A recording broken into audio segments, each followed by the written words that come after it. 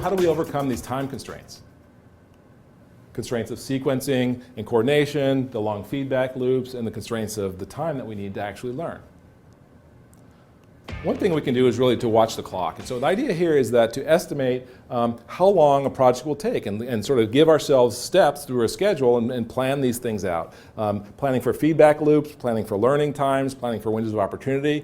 If your product or if your innovation has to be delivered before Christmas or before some big gift-giving season, how do you have to plan that in order to make sure that by the time the thing is made and transferred and put into the stores, that enough time has been allowed for that?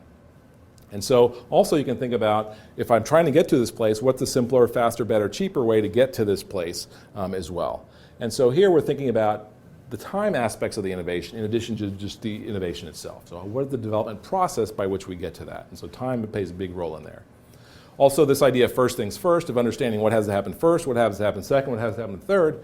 In many organizations and in many individual attitudes are, project management is over, the people who sort of do really detailed project management, that stifles things, that over constrains things, that means people have to follow these intense rules. Well, actually the project management can be your best friend because it can help you anticipate what are the things that we have, what are the problems that we might run into. Now all of us might not be good at that. Some of us may be sort of set up as radical innovators just even through our brain wiring, and so we need these kind of people in our lives. People can help us schedule these things out.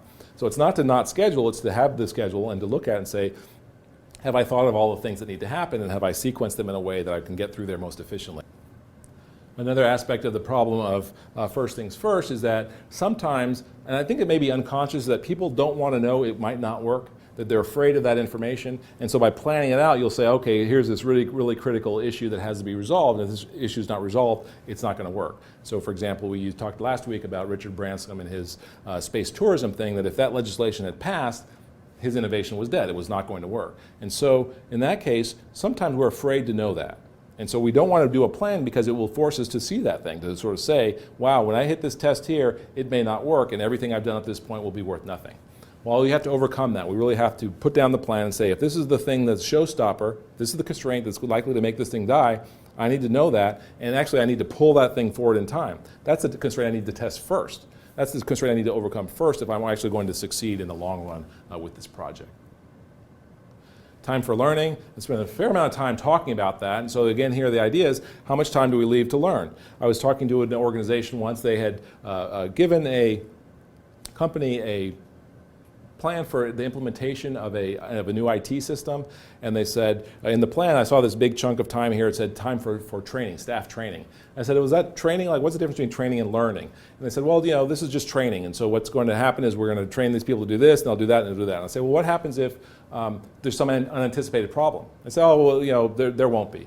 I said, well, how many projects have you done in the past where there has not been an unanticipated problem? I said, well, actually, every project has had an unanticipated problem, but we can't plan for that because every problem is different every time. It really depends on the client that we're working with, which problem that they have.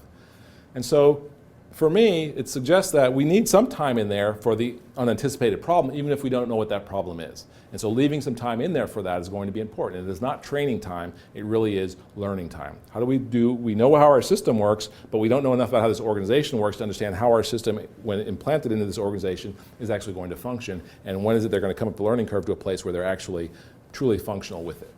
And that's why many organizations, if you do kind of IT implementation, you'll leave both systems running at once because you know that there's some unanticipated problems that are going to occur that you may have to jump back to the other.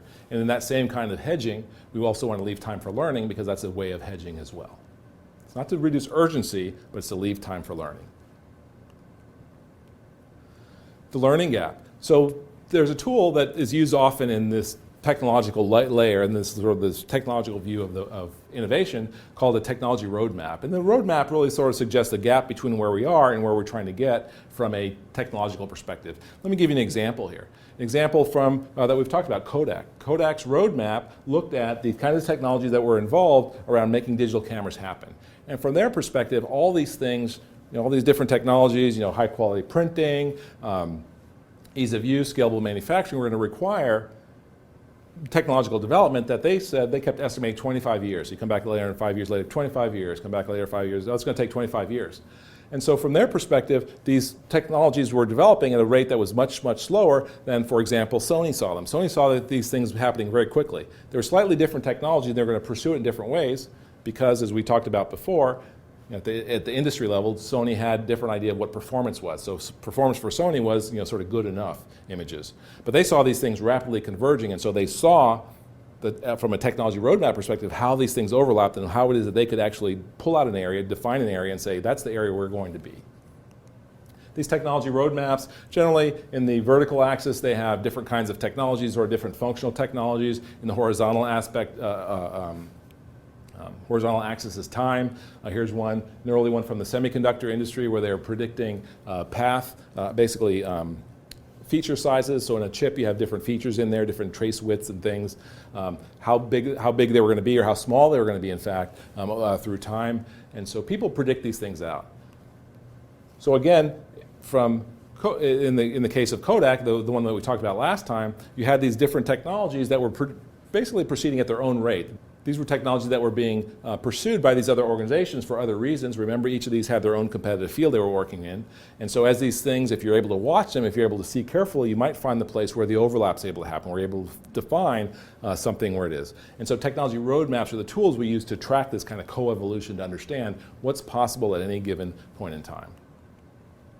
So again, why some things are just hard? Well, because time is involved. Because time is, we may not have enough time, we may have a window of opportunity, there may be long lags for feedback. These could all be reasons why some things are hard to do.